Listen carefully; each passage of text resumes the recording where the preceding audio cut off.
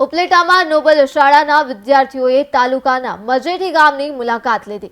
મજેઠી ગામે પર્યાવરણ પ્રેમી જગમલભાઈ ડાંગરના સહયોગથી 500 કરતા પણ વધારે અલગ અલગ વૃક્ષોની પ્રજાતિવાળું ઉમાવનનું નિર્માણ કરવામાં આવ્યું છે, જેમાં લીમડા, પીપળા, વડલા જેવા ઘટાદાર વૃક્ષોની સાથે સાથે અર્જુન સાદડ, રૂખડો, બીલી, મોરસરી, સેતુર, ગુલમહોર સહિતના અનેક ઔષધીય વૃક્ષો વાવવામાં આવ્યા છે।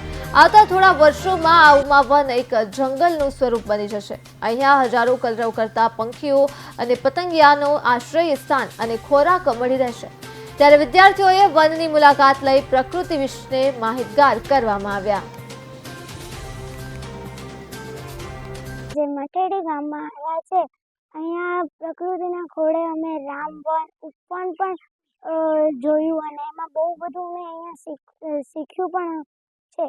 અને અહીંયા ઝાડ પર ચડવાની બહુ બધી એક્ટિવિટીઝ અને બીજું બધું છે, જેમાં આપણે બહુ મજા કરી શકીએ અને અહીંયા બહુ સારી આપણને ઓક્સિજન મળે અને બધું ગ્રીનરી અને બધું જોવા મળે છે।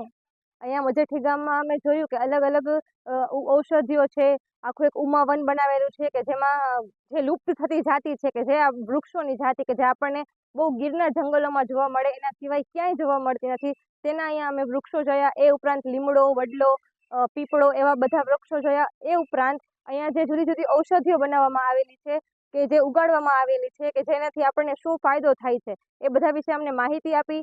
અને આજે આપણે જોઈએ છીએ કે ગ્લોબલ વોર્મિંગ એટલું બધું વધતું જાય છે કે જેના કારણે ગરમી વધતી જાય છે, વરસાદ છે એની જે ગતિ છે એ બદલાઈ ગઈ છે।